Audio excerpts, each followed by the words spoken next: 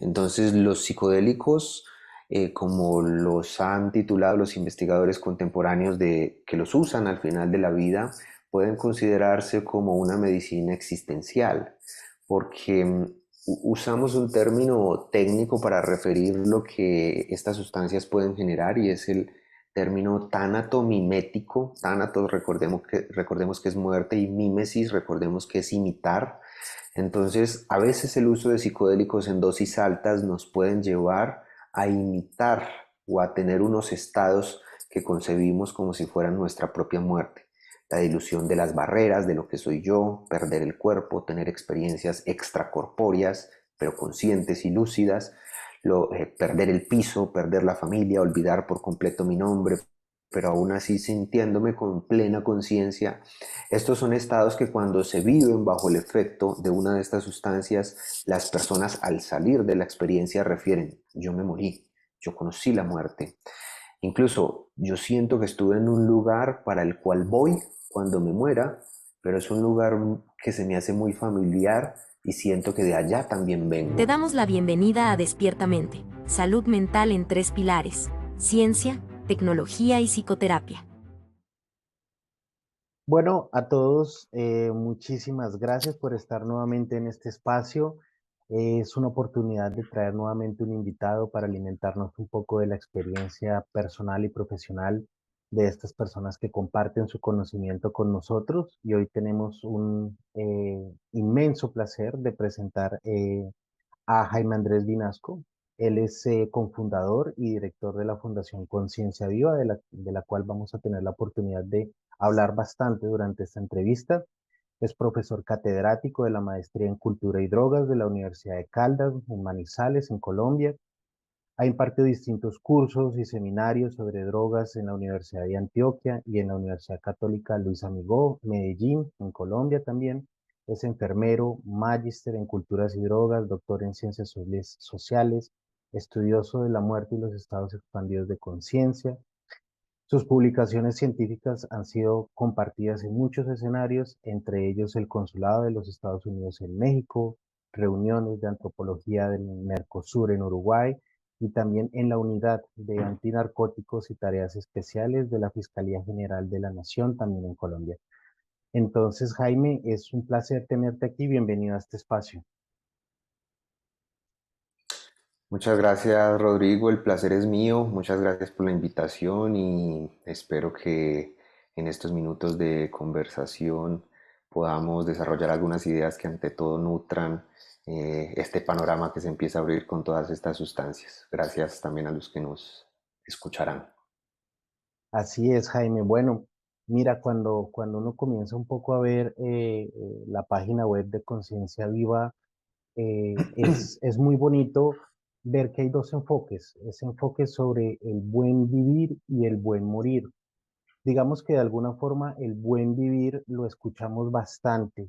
Yo diría, y esto es una opinión personal, un poco llevado hacia muchos puntos materialistas. Muchas veces identificamos el buen vivir con otro tipo de valores que tal vez son un poco más consumistas, yo lo diría.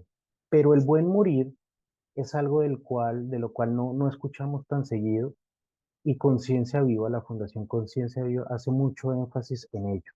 Yo quisiera preguntarte un poco cómo surge esta Fundación Conciencia Viva y este énfasis en el buen vivir, pero también en el buen morir. Me gustaría escuchar un poco cómo es la historia por detrás de Conciencia Viva.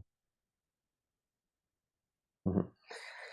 Bien, Rodrigo, es una muy buena pregunta para empezar y aunque cada vez más evito hablar de mis experiencias personales para no generar tantas distracciones, pues cuando se me pregunta por los orígenes de la fundación, debo remitirme a una historia biográfica.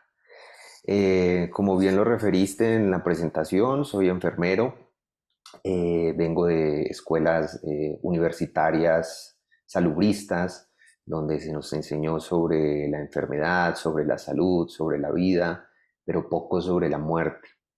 Y fue durante mi formación profesional como enfermero que me vi enfrentado de una forma directa a la muerte. Murieron mis padres, perdí a mis padres con una diferencia de 2 años entre ellos, entre esas pérdidas. Soy hijo único y me vi muy maniatado, aún siendo profesional de la salud, para acompañarlos, asistirlos o estar presente en esos momentos finales de la vida de ellos.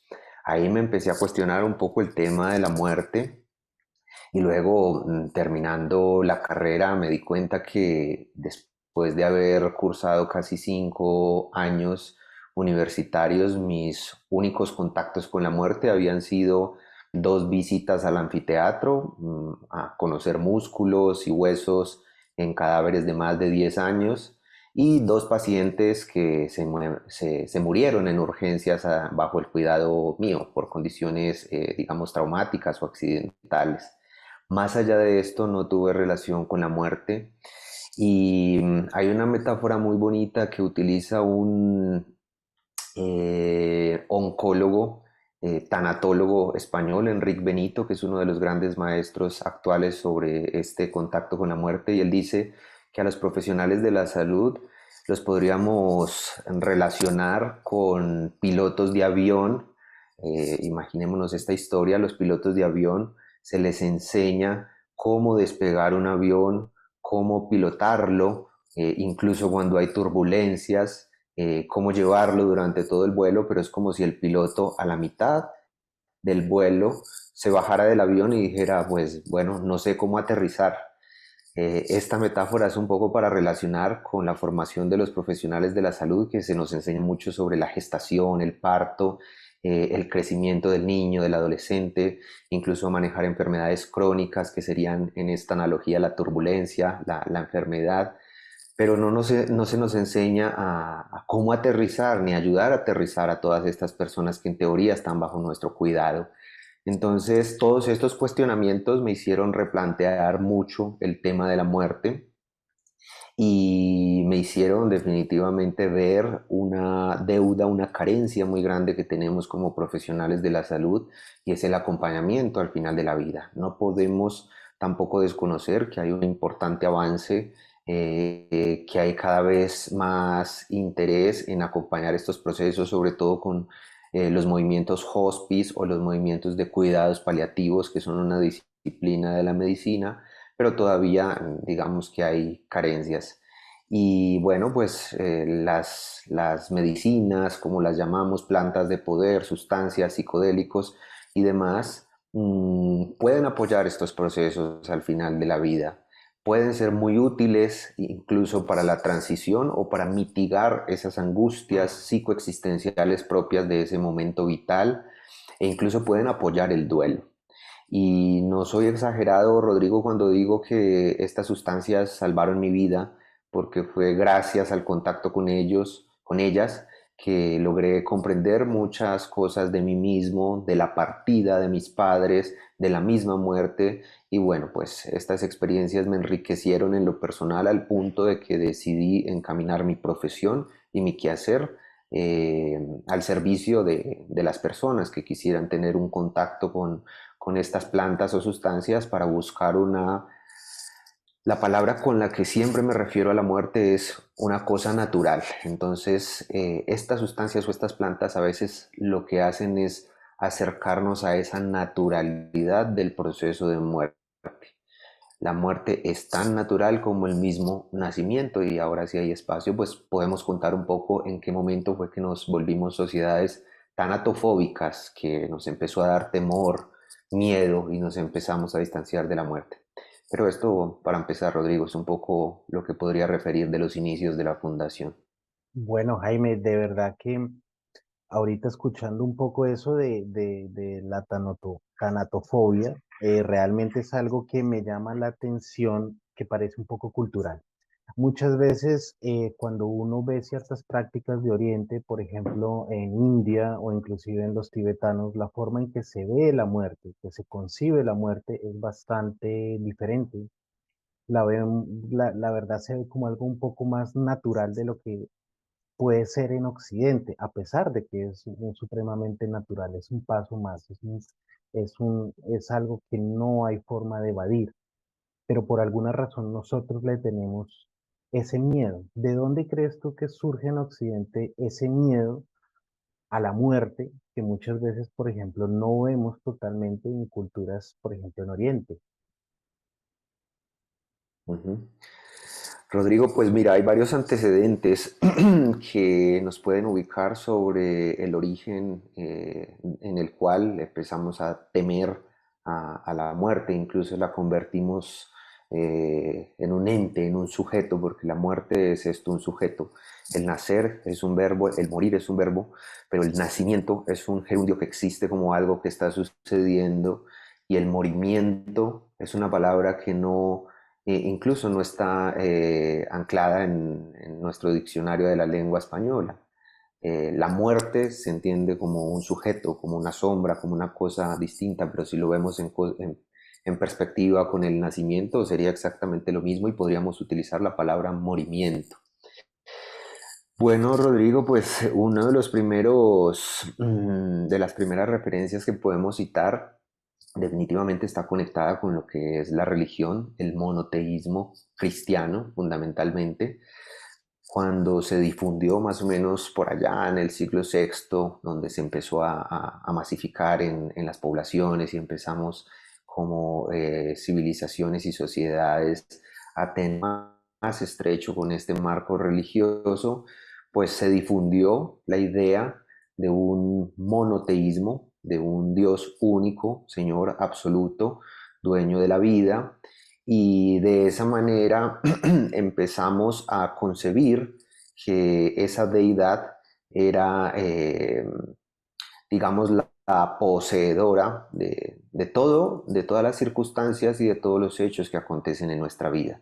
Con esa idea de un ente superior por fuera de nosotros, el poder interno lo hemos delegado y lo entregamos a una idea independiente de cuál apelativo le pongamos a ese monoteísmo. Mira que es bien particular que todavía en el presente suceden cosas en el día a día que no, a veces no le logramos extraer el máximo sentido, pero cuando las analizamos son bastante potentes. En mi familia todavía pasa, mi familia es bastante católica y, por ejemplo, cuando tengo en lo personal algún logro o alguien de mi familia tiene algún logro, se gradúa de una universidad o logra conseguir su vivienda, toda la familia inmediatamente es felicitaciones, sobrino, ya le diste gracias a Dios, todas esas son bendiciones de Dios, agradécele a Dios por esto. Pero, por ejemplo, nos pasa algo malo, nos empezamos a enfermar del hígado o de cualquier órgano y esto ya no es gracias a Dios, esto es culpa tuya. Esto es, si está comiendo bien, es por tomar tanto licor, es por trasnochar. Entonces, lo bueno, lo esencialmente bueno nos viene de afuera, de un Dios absoluto al cual debemos agradecer, pero lo malo es culpa nuestra.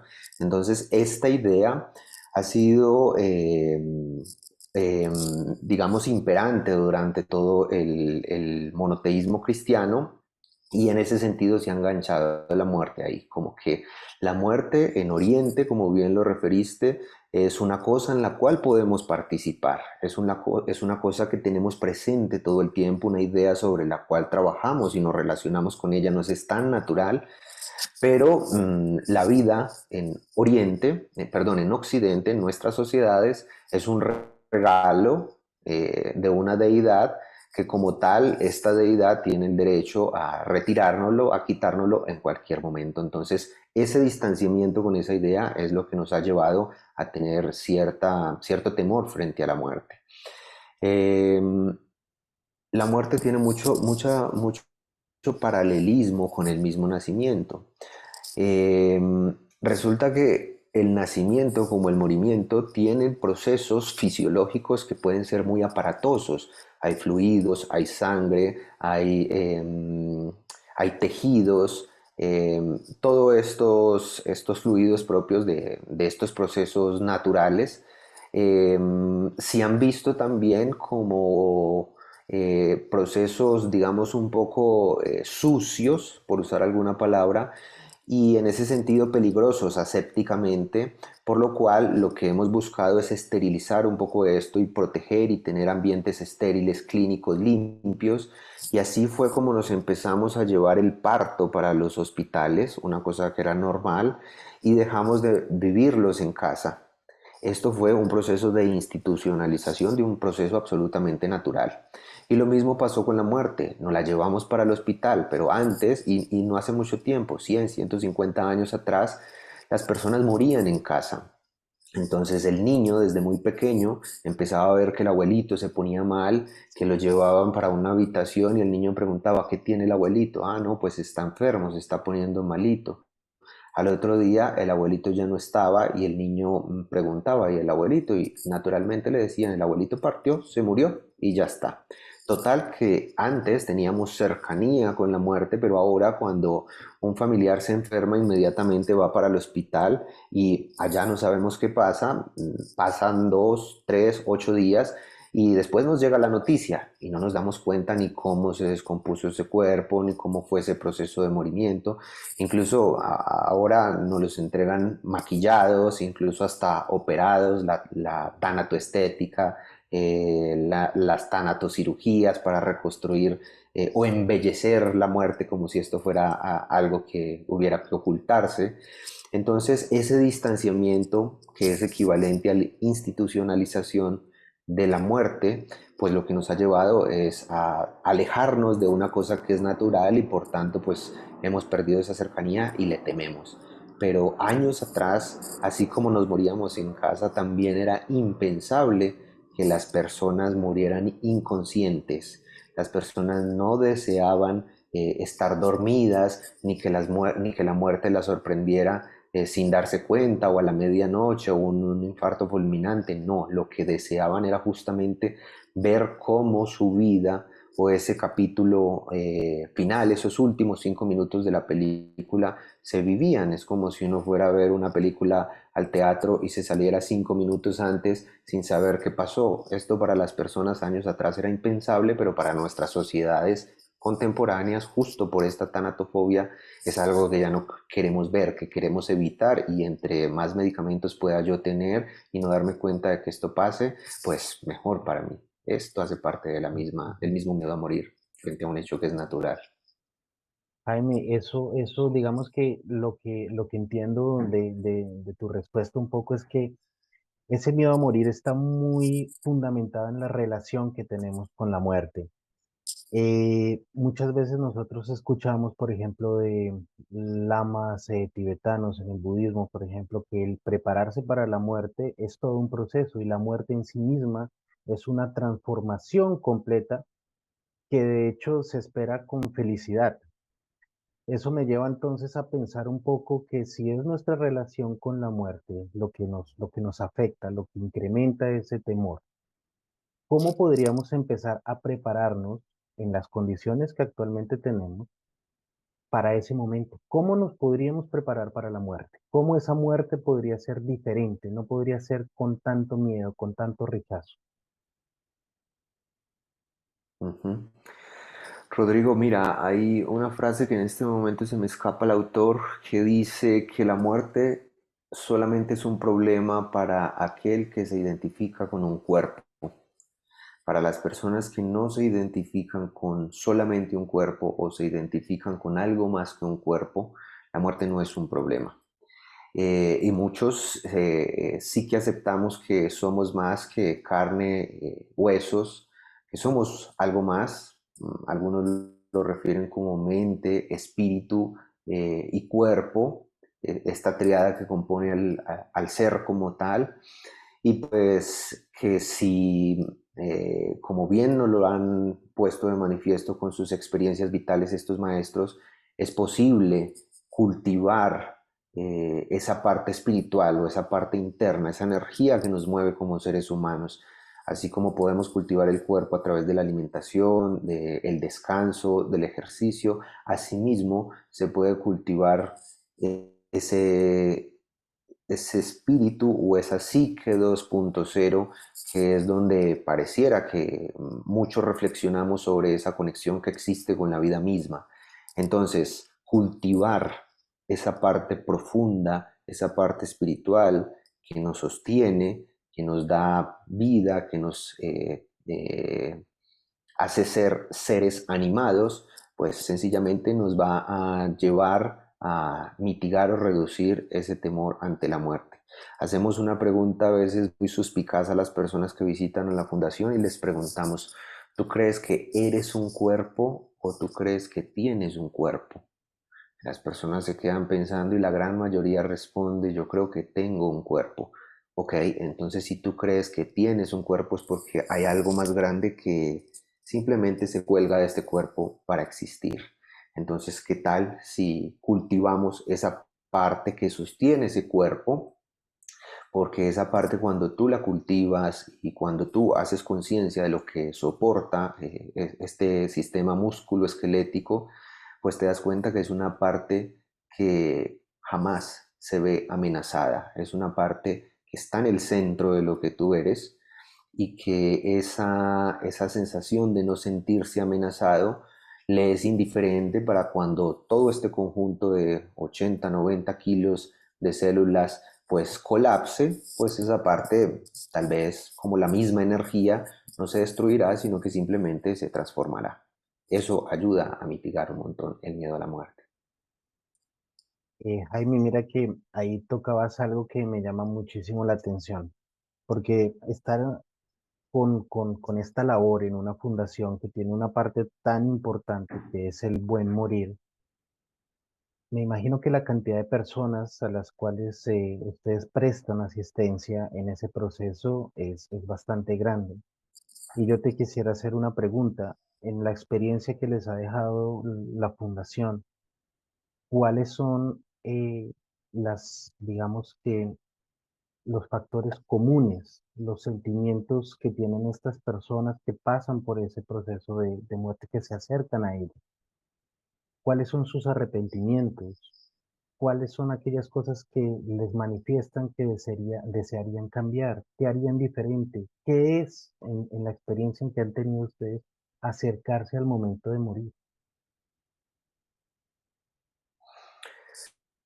Rodrigo, siempre referimos que los más grandes maestros e inspiradores de nuestro trabajo han sido las personas que han partido y que nos han dejado su legado, que nos han enseñado sobre el coraje, sobre la valentía, sobre la confianza, sobre el amor, sobre el perdón, sobre la compasión, sobre muchísimas cosas. Entonces son ellos definitivamente los maestros y, y gracias a ellos es que podemos hablar con cierta experiencia de lo que es esos momentos finales, porque hasta donde sabemos nosotros no nos hemos muerto, pero son ellos esa fuente que nos ha inspirado.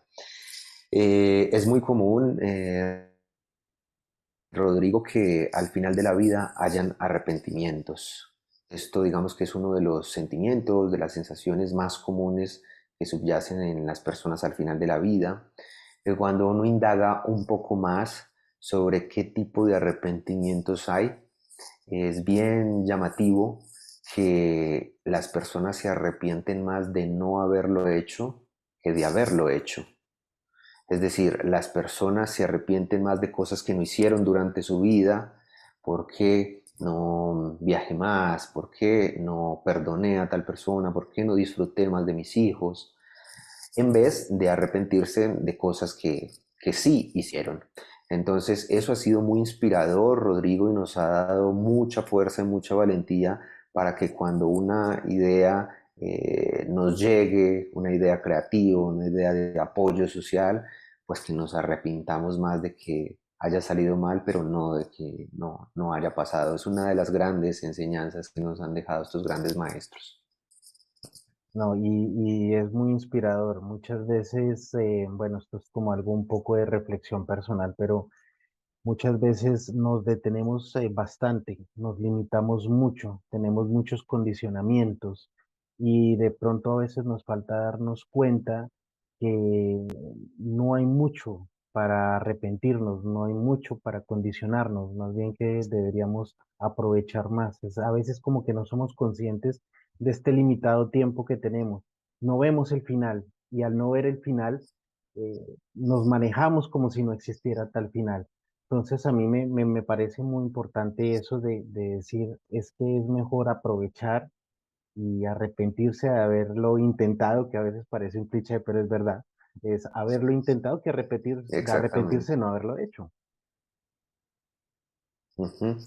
Eso que reflexiona Rodrigo es muy importante y sobre todo para referir por qué tenemos esa conexión en la fundación y en nuestro trabajo del buen vivir y el buen morir. Y es porque hablar de la muerte es hablar de la vida, es un continuum, es una cosa de la cual no te puedes desprender.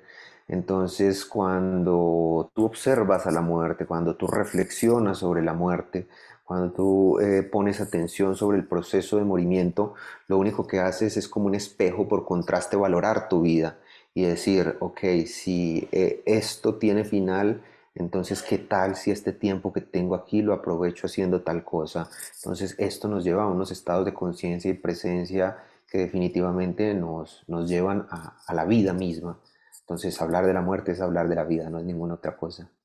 Maravilloso, eso es muy hermoso y yo creo que cuando esta conversación llegue a muchas personas, yo creo que ese es un mensaje muy bonito, el no arrepentimiento del no haberlo intentado. Ese es bastante, bastante lindo. Ujú. Jaime, mira, nosotros en Occidente tenemos una de las cosas de las cuales más nos sentimos orgullosos, que es el método científico.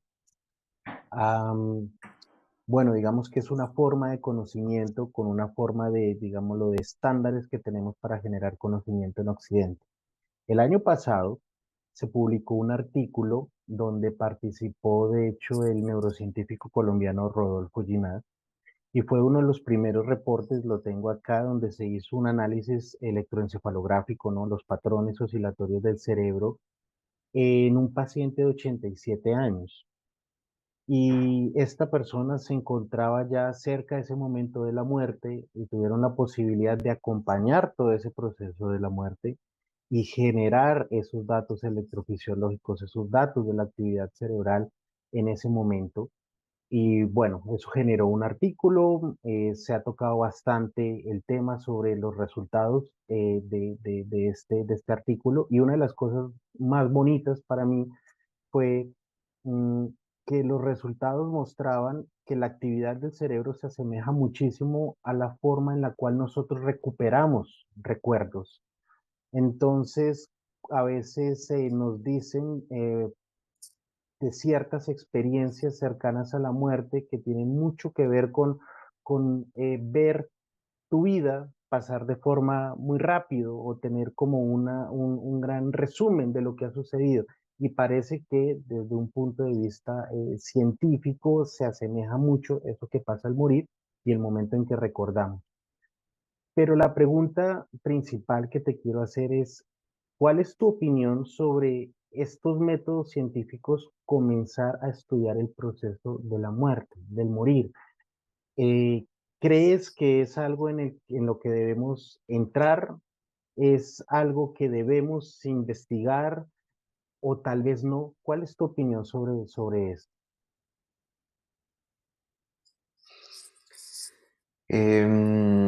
Rodrigo, definitivamente este estudio que refieres es un estudio bastante interesante que nos volvió a abrir unas discusiones que ya venían en marcha, pero que se empezaron a acentuar. Y son discusiones que tienen que ver sobre todo con la conciencia, con la neuroepistemología de la conciencia, la localización de la conciencia. Abrieron unos campos de investigación muy interesantes y bueno, en lo personal yo diría, Rodrigo, que desde que sea ciencia con conciencia, bienvenido todo lo que sume. Entonces, poner a disposición estos avances tecnológicos de imagenología, de resonancias, todo esto para comprender un fenómeno que ha sido un gran enigma desde el amanecer de la humanidad, y juntarlo también, por supuesto, con estas vertientes filosóficas, ontológicas, que milenariamente muchas culturas ya nos han puesto de manifiesto, pues no es ninguna otra cosa más que nutritivo, suma al estado del arte, suma al contenido de la comprensión que queremos tener como seres humanos.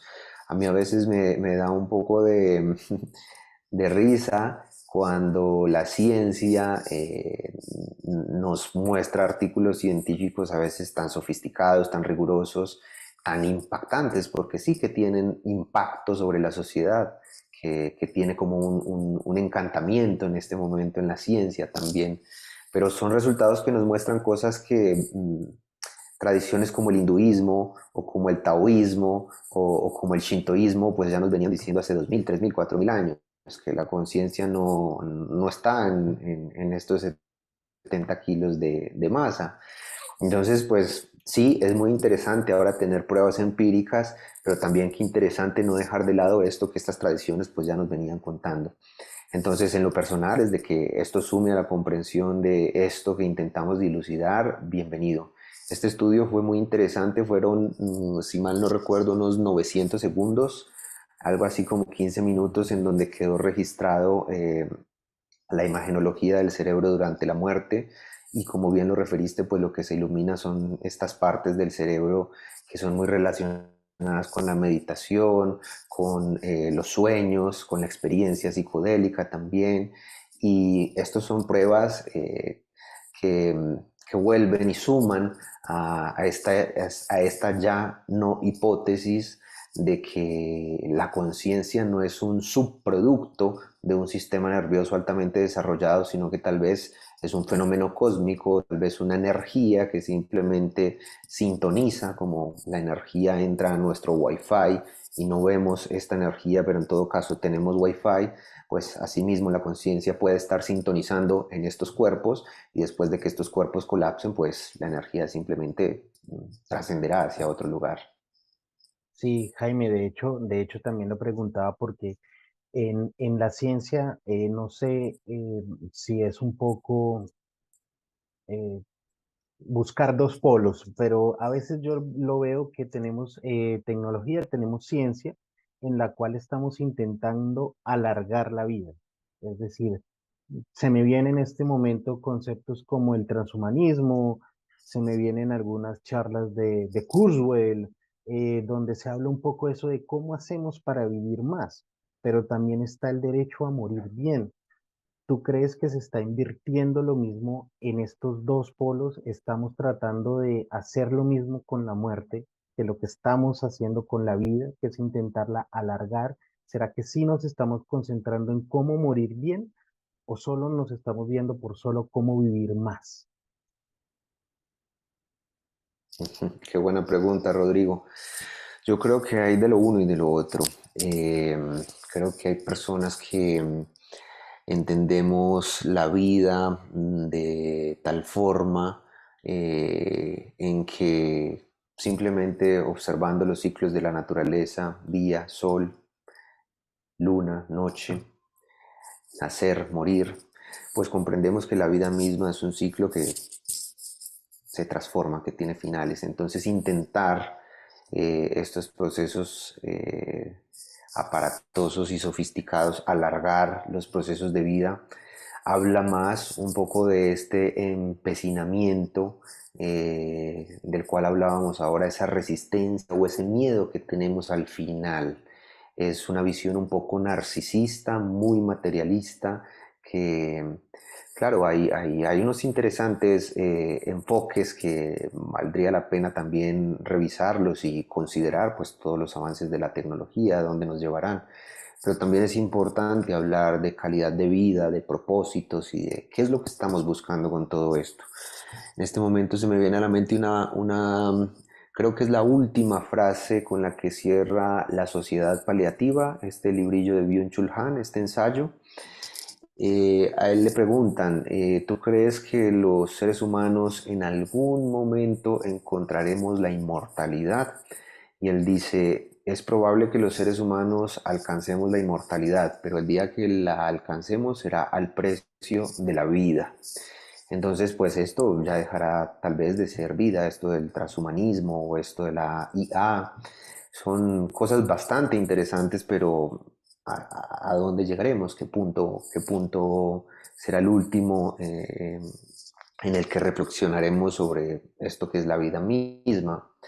Entonces, digamos que hay un importante grupo de personas en la sociedad que se esmera por comprender esa finitud, aceptarla con valor, con coraje, con resignación, entendiéndola como parte de la vida misma, de la naturaleza.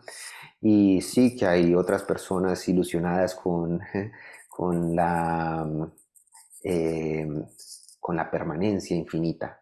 Incluso este tema de la crionización de los cuerpos, congelando los cuerpos con la esperanza de resucitar algún día, pues eso habla un poco más de ese miedo a perder la materia, a perder las posesiones. La principal posesión que tenemos, o el principal apego que tenemos es al mismo cuerpo, a la vida misma. Entonces, esto, digamos que es muy común en Occidente, pero en Oriente sí que se entiende que al contrario, tal vez este cuerpo sea un obstáculo para lo que continúa o la vida después de la vida. Entienden esto como una cosa mucho más grande. Así es, Jaime, así es. Y bueno, me gustaría que nos empezáramos un poco como a perfilar hacia a esa área que tú venías hablando un poco, que es lo de las sustancias psicodélicas, bastante importante. Hoy en día se está hablando mucho del asunto. Tuve la oportunidad de ver, porque tú produces, digámoslo, artículos y material sobre el tema. Hay uno que tuve la oportunidad de ver que se titula Psicodélicos y muerte digna, uso de sustancias psicodélicas al final de la vida. Y entonces me gustaría preguntarte lo siguiente, y es, ¿cuál es el papel que tú, Conciencia Viva, y los que están estudiando este fenómeno ven en los psicodélicos para poder tener un proceso de morir mejor, más sano, si lo pudiéramos decir? ¿Qué es lo que está ofreciendo las sustancias psicodélicas para ese momento en particular? Rodrigo, mira, dos de los más grandes miedos del ser humano son el miedo a la muerte y el miedo a la locura. Ahorita preguntabas cómo podríamos entrenarnos para mitigar ese miedo a la muerte específicamente. Pues resulta que si uno se familiariza con lo que podría ser una idea de la muerte, o incluso si uno se familiariza con su propia locura, si no se niega a esos pensamientos, si más bien trata de incorporarlos, de comprenderlos, de ver cómo su psique funciona, pues total que vas a ir perdiendo el temor y la angustia frente a esas ideas que van perdiendo poder a medida que tú te acerques a ellos. Entonces los psicodélicos, como los han titulado los investigadores contemporáneos que los usan al final de la vida, pueden considerarse como una medicina existencial, porque usamos un término técnico para referir lo que estas sustancias pueden generar y es el término tánato-mimético. Tánato, recordemos que es muerte, y mímesis, recordemos que es imitar. Entonces, a veces el uso de psicodélicos en dosis altas nos pueden llevar a imitar o a tener unos estados que concebimos como si fueran nuestra propia muerte. La dilución de las barreras de lo que soy yo, perder el cuerpo, tener experiencias extracorpóreas, pero conscientes y lúcidas, perder el piso, perder la familia, olvidar por completo mi nombre, pero aún así sintiéndome con plena conciencia. Estos son estados que cuando se viven bajo el efecto de una de estas sustancias, las personas al salir de la experiencia refieren: yo me morí, yo conocí la muerte. Incluso yo siento que estuve en un lugar para el cual voy cuando me muera, pero es un lugar que se me hace muy familiar y siento que de allá también vengo. Entonces, este tipo de reflexiones, que en ningún caso son, digamos, ni persuasiones, ni enfoques directivos que en el acompañamiento a estas personas tenemos: mira, vas a ir a este lugar. No, son experiencias muy espontáneas que se dan en las personas bajo el influjo de estas sustancias, pues lo que hacen es que las personas se reconcilien un poco con esa idea de que tal vez la muerte no sea una cosa como tan importante que nos tenga que angustiar tanto. Tal vez esa fuente de ansiedad de que esto algún día se va a acabar, pues tal vez lo que se va a acabar será este conjunto de sistemas y de órganos, pero la vida continuará y tal vez incluso hasta mi conciencia en otro estado. Entonces, estas sustancias, además de ayudarnos a mitigar o reducir esas ideas angustiantes de lo que es la finitud, lo que generan es que las personas valoren más la vida misma. Entonces, eso también lo que hace es generar una especie de relación mucho más natural, coherente y amistosa con este suceso ineludible que nos espera en 5 minutos o en 10, 20, 30 años más adelante. Entonces, esto, Rodrigo, me parece que es importante dejarlo presente porque, porque los psicodélicos lo que hacen es justamente ayudarnos a reconciliar con esas partes inefables, espirituales que el ser humano desde el amanecer de la humanidad pues ha intentado comprender.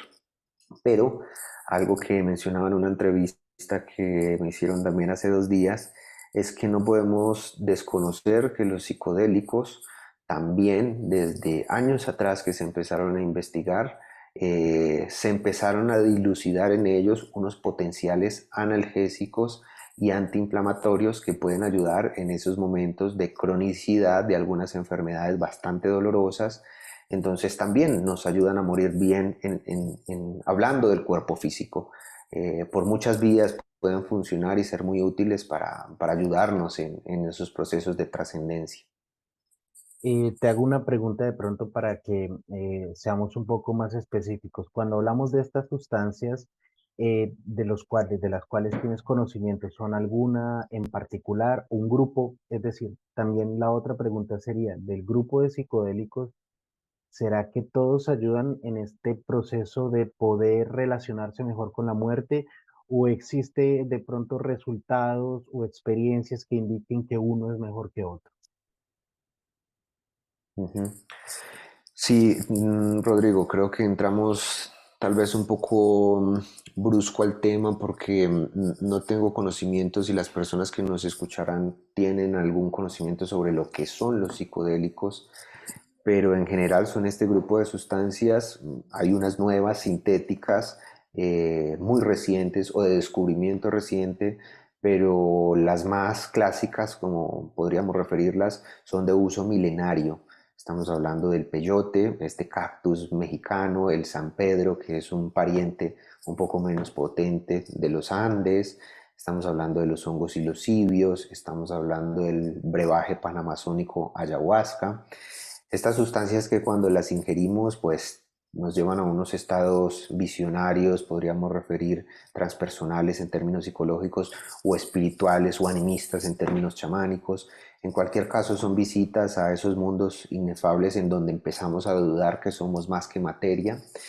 Y no, definitivamente no, los psicodélicos o estas sustancias, plantas o brebajes tienen energías distintas y nos pueden llevar a lugares distintos que al final de todas formas convergen en lo mismo. Estamos hablando de esa energía absoluta o de esa conciencia universal. Pero se deben perfilar y usarse en distintos casos de acuerdo a las condiciones de la persona. Hay incluso algunos de estos psicodélicos que tienen un historial de uso ritual funerario. El caso de la iboga, por ejemplo, en el Gabón, se usa como viático, se le da a las personas antes de morir para que trasciendan bajo el influjo de esta sustancia, o incluso como viático post-mortem, después de que la persona ha muerto, se le pone un poco de la sustancia dentro de la boca, o se le untan las manitos, o se pone dentro del féretro, con la creencia de que la sustancia lo va a acompañar, el espíritu de la planta lo va a acompañar hacia el otro, hacia la otra vida. Esto es una creencia funeraria. Pero resulta que hay unas que apenas estamos empezando a estudiar o a manejar, que también tienen que elegirse muy bien para qué casos ser usadas. Por ejemplo, la ayahuasca, tengamos en cuenta que una persona, si no hablemos de personas que tienen muertes accidentales o repentinas, sino un enfermo crónico o un adulto mayor que por su edad pues ya está colapsando en su cuerpo físico. Normalmente estos casos son cuerpos que están bastante deteriorados y que suministrarles una medicina o una sustancia que exija un compromiso físico, por ejemplo la ayahuasca que normalmente induce vómitos y diarrea, pues no es la más indicada. Hay sustancias mucho más, digamos, menos agresivas con el cuerpo físico que serían mucho más útiles en estos casos. Esto buscando, digamos, experiencias espirituales o buscando que la persona entre dentro de su propia región, su propio espíritu, su propia conciencia y gestione algunas emociones que tenga ya pendientes. Pero hay sustancias que también trabajan en el campo más superficial, por llamarlo de alguna manera, más terrenal, más psicológico. Y estoy hablando, por ejemplo, de la MDMA, que sabemos que es un empatógeno, que aunque se clasifica como psicodélico, el éxtasis, que es la MDMA, está más relacionada con lo que pueden ser los empatógenos, estas sustancias que promueven la empatía, la calidez del diálogo, la apertura.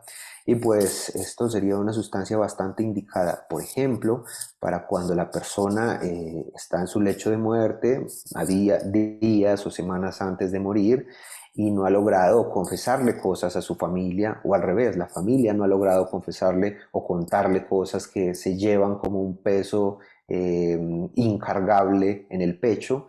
Y pues suministrar estas sustancias no solo a la persona, incluso familiarmente podría promover unos ambientes terapéuticos de apertura y mucho diálogo que favorezcan esa liberación de emociones y por tanto de una trascendencia mucho más amorosa, mucho más armónica, mucho más liviana. Esto por referir a algo del uso de las sustancias al final de la vida. Pues bueno, de hecho, cuando empezamos a tocar sobre estas sustancias, eh, una de las cosas más interesantes que pude observar este año fue el primer diplomado sobre psicodélicos y salud, que se dio gracias a la Facultad de Enfermería de la Universidad de Antioquia, también por medio de la Fundación Conciencia Viva, y del que tuve el honor de ser estudiante y de verdad con total honestidad fue para mí una de las experiencias más bonitas que he tenido de aprendizaje, impresionante. Pero esto a mí me llevó a plantearme algunas cosas que me gustaría compartir contigo.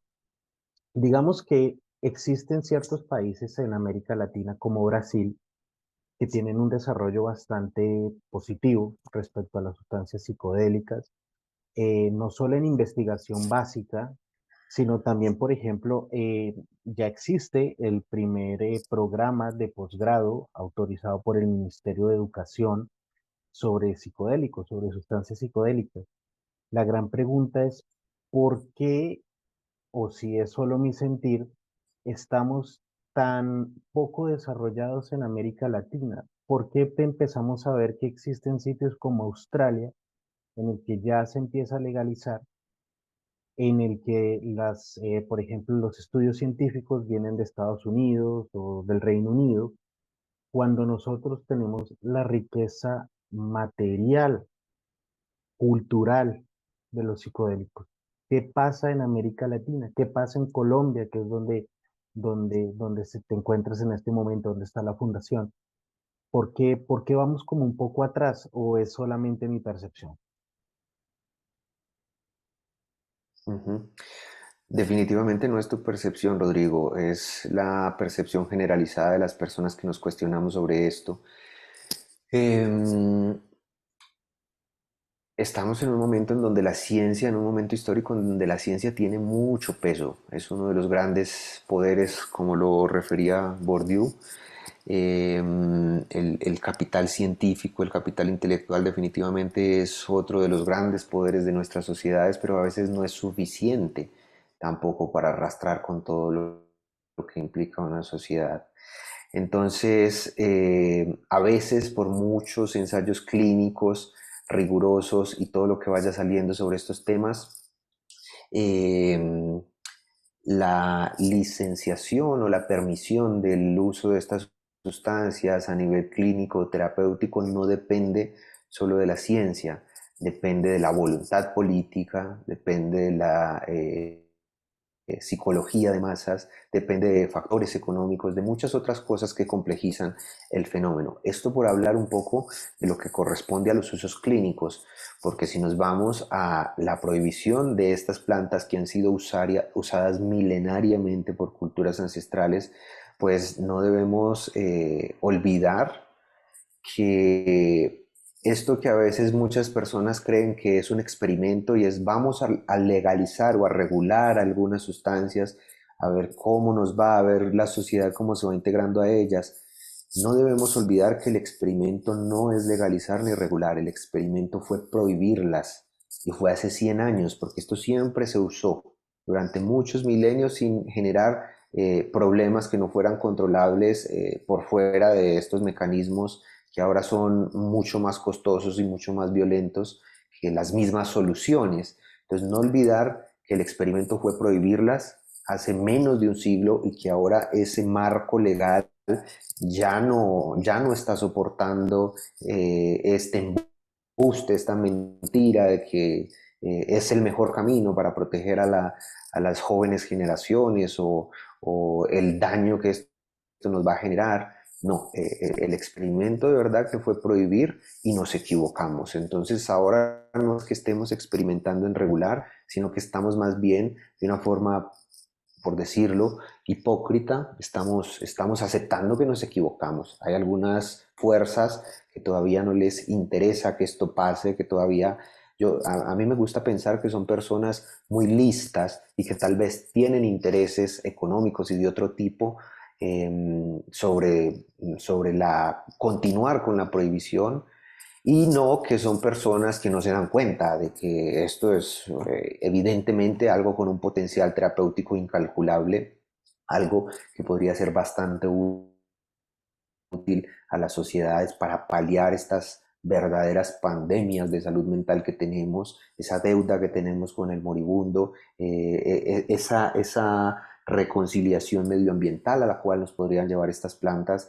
Entonces, pues, infortunadamente, Rodrigo, hay una legislación restrictiva en muchos países, muy impertinente en ocasiones, porque recordemos que esto viene de unos marcos regulatorios internacionales en donde algunos países simplemente adoptaron las recetas que las potencias convinieron, pero que cuando la traemos a nuestro contexto, digamos, nacional, a veces se chocan con algunas tradiciones que ya teníamos. Es el caso de Colombia, en donde decimos la DMT está prohibida. Eso dicen los convenios que hemos firmado como Estado-Nación en la ONU. Y luego venimos a Colombia y resulta que tenemos unas leyes en donde decimos que el yagé, la ayahuasca, sustancias o mixturas que contienen DMT, son permitidas bajo el derecho de libre desarrollo de la personalidad, expresión de los pueblos de sus tradiciones religiosas, medicina tradicional. Entonces estos marcos se contraponen, quedan unos vacíos jurídicos en donde a veces algunos ahí nos movemos, pero en todo caso son legislaciones además de innecesarias, impertinentes, más caras, más costosas y más nocivas que las mismas soluciones que pretenden ofrecer. Sí, de eso no cabe duda y sobre todo me conduce de pronto a esta pregunta que de hecho nos vamos acercando un poco al final y es, bueno, por un lado tenemos la parte científica y la otra es la parte de lo ancestral. Quisiera irme primero por la parte científica. Eh, Trabajo en ciencia básica y tengo la oportunidad de nutrirme de ese conocimiento con psicodélicos porque es una de las áreas que me interesa. Veo poco a poco que se acumula evidencia, se acumula una serie de trabajos mostrando un interés bastante grande en remover el efecto subjetivo que tienen los psicodélicos para dejar solamente el efecto, digámoslo, farmacológico. Vamos a decir, la unión de la sustancia con los receptores y lo que a veces se llama el viaje o la experiencia subjetiva, esa parte más, digámoslo, fenomenológica que genera la sustancia, removerla. Pero también hay estudios mostrando que esa parte es fundamental para los efectos que tienen los psicodélicos en algunos problemas de salud mental. Mi pregunta es, ¿por qué estamos queriendo removerlo. ¿Eso responde solamente a objetivos económicos? ¿O cuál crees tú que es el origen de esta inclinación a realizar esa división entre lo subjetivo y lo objetivo? Ujú. Rodrigo, bueno, ahora creo que nos metimos en unos temas bastante espinosos, pero ante todo muy necesarios de discutir, muy apasionantes también, y en los cuales no está dicha la última palabra. Recordaba una frase de Michael Pollan, este autor bestseller de Cómo cambiar tu mente, que él decía, la guerra contra las drogas es una guerra contra las plantas.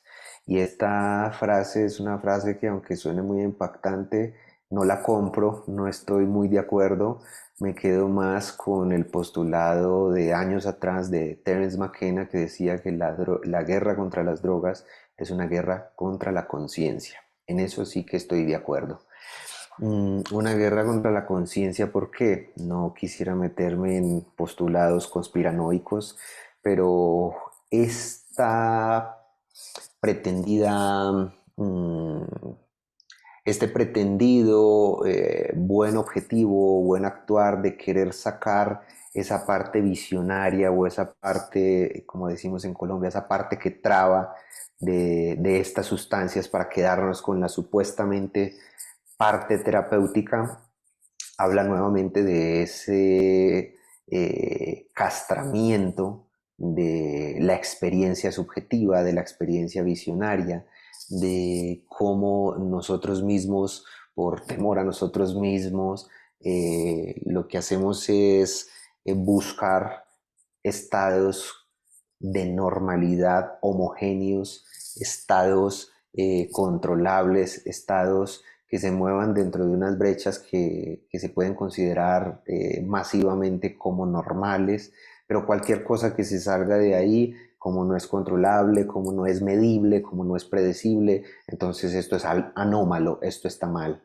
Entonces, para mí es un poco más de ese puritanismo, sobre todo norteamericano, que busca que las personas no expandamos la conciencia, sino que tal vez sigamos al servicio de este sistema que nos soporta, produciendo y haciendo lo que hay que hacer, estando ocupados en lo que hay que hacer, que es trabajar y seguir alimentando el mismo sistema. El sistema solo puede producir más del mismo sistema, entonces esto hace parte de esto. Sin embargo, debo decir algo al respecto, Rodrigo, y es que a nivel neurocientífico sí que hay unos avances bien interesantes sobre los efectos que estas sustancias están generando,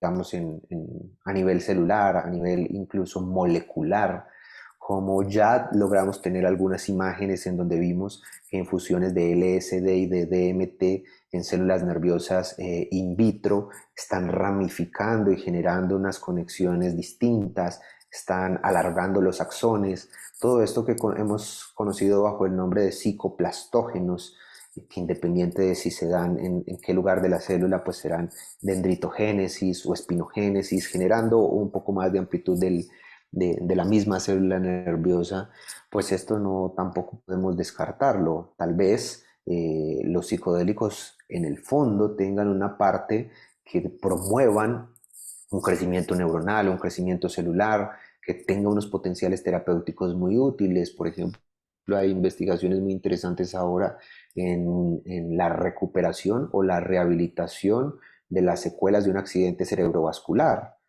Recordemos que es un daño básicamente del tejido nervioso y a las cuales en estos casos se están suministrando infusiones de DMT para ver si hay posibilidades de recuperar este tejido. Esto, si se puede lograr sin que la persona tenga efectos visionarios, pues estará maravilloso.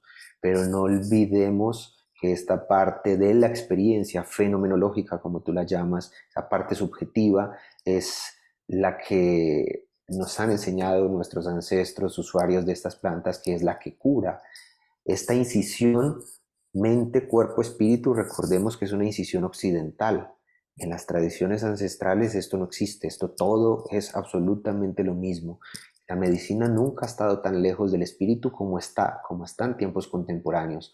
Por fortuna, diría yo que los psicodélicos están reinfundiendo esa posibilidad de que la medicina vuelva a reincorporar esa parte espiritual, que es una parte que cursa por la experiencia subjetiva.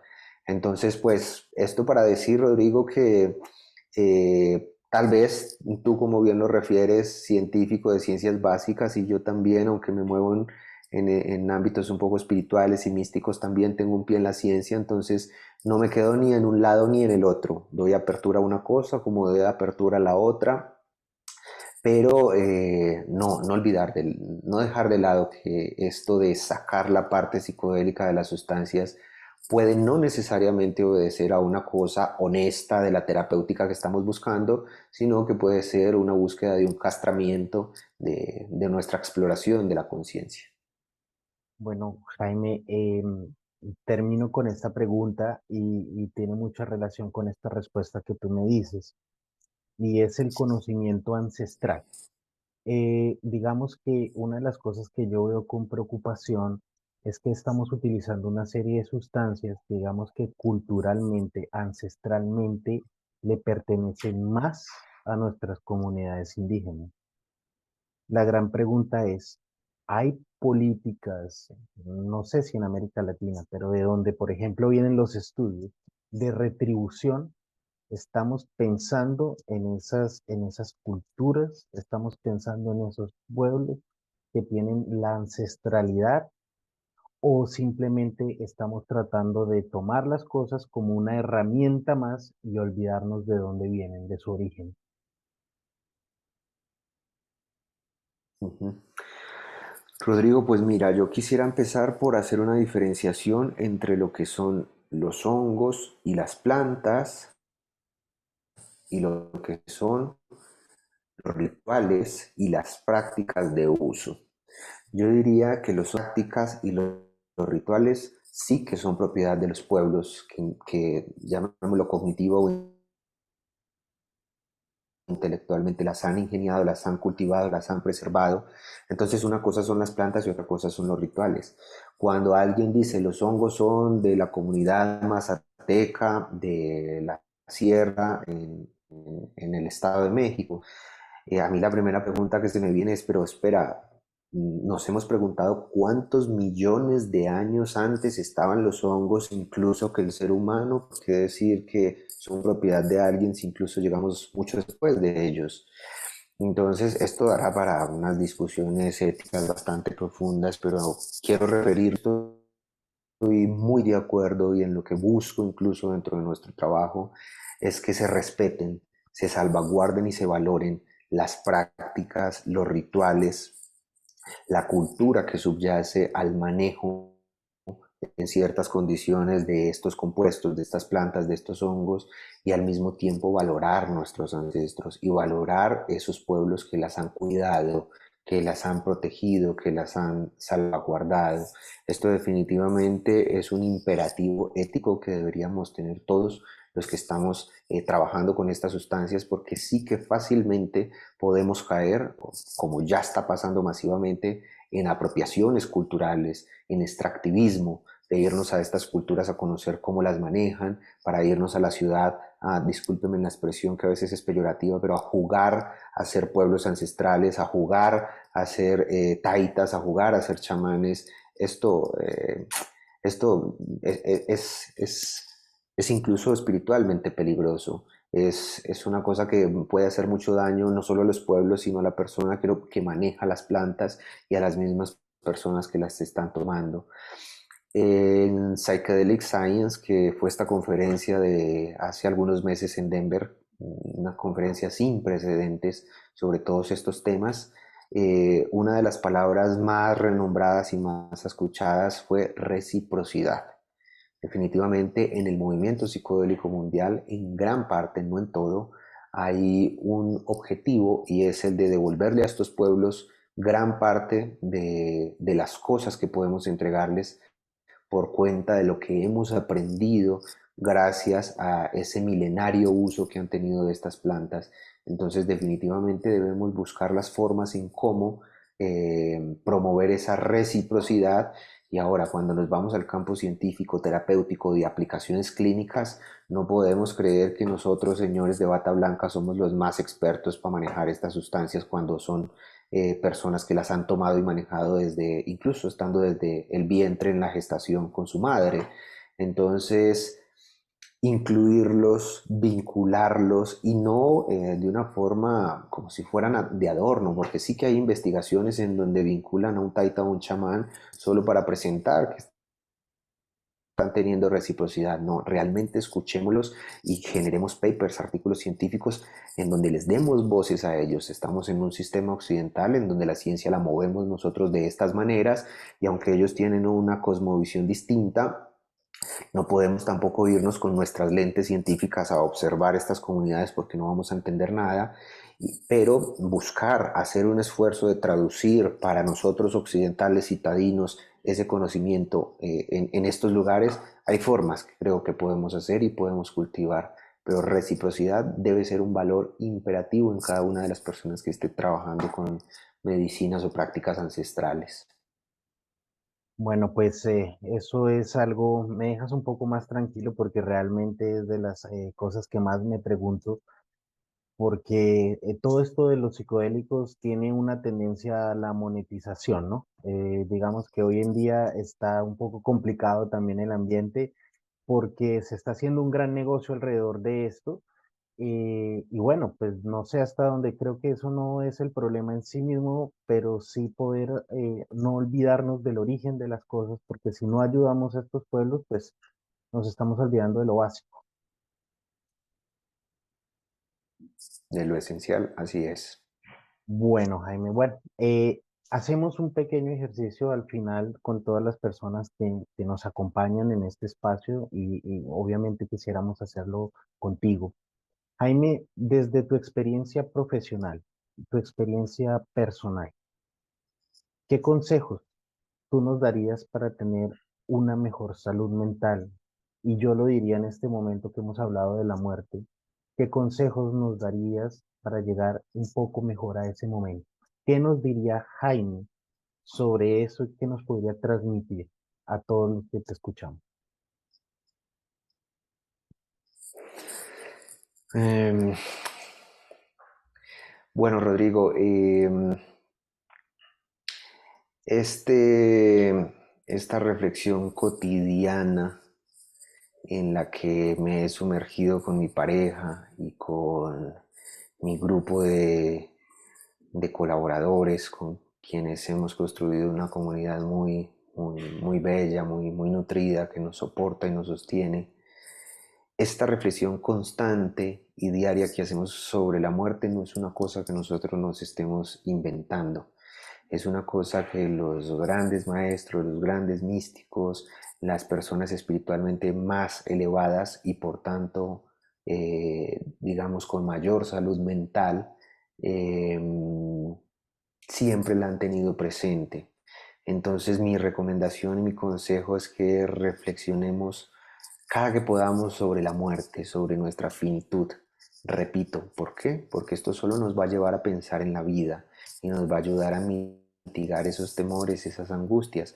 Sí, como lo referimos ahora, la muerte es esa angustia más grande que todos los seres humanos tenemos y trabajamos con esa angustia que es la más grande que tenemos, pues entonces los problemas del día a día se convierten en una cosa de menor importancia, en una cosa muy simple y eso nos ayudará a tener una salud mental equilibrada. Los invito mucho a que practiquen ya como un ejercicio práctico la muerte todas las noches cuando vayan a su cama. Cuando vayan a su cama, apaguen todas las luces, apaguen todos los estímulos sonoros, conectan con su respiración e imaginen que ese será su despedida, que ese será su último momento de conciencia. Dejan caer con todo el peso de su cuerpo sobre su cama y se van entregando a la muerte. Y al otro día lo que van a agradecer es la vida que les está regalando unas 24 horas de existencia más. Entonces, estos son ejercicios prácticos que nos ayudan a nutrir nuestra salud mental, a estar muy livianos en el día a día y a entender que no es para tanto, que no hay que tener tanto miedo frente a una cosa que a todos nos espera y que todos llegaremos allá. A veces hay más dolor por evitar el dolor que por el dolor mismo. Entonces, pues la muerte es una cosa que llegará y ya está. Vamos a vivirla con alegría y como dicen los hindú, es la muerte, ese día de la muerte, el día más importante de la vida. Es donde se cristalizan todos nuestros proyectos como seres humanos y entonces pues preparémonos para ese momento, ¿por qué no desde ya empezarlo a hacer para tener una buena salud mental? Bueno, Jaime, yo te quiero agradecer muchísimo por brindarnos tu conocimiento, tu tiempo, cada minuto de tus experiencias personales, profesionales. Gracias por haber aceptado esta invitación, gracias por nutrirnos y de verdad que esperamos poder volver a contar contigo en este espacio y estamos muy agradecidos realmente, Jaime. Muchas gracias por haber estado con nosotros.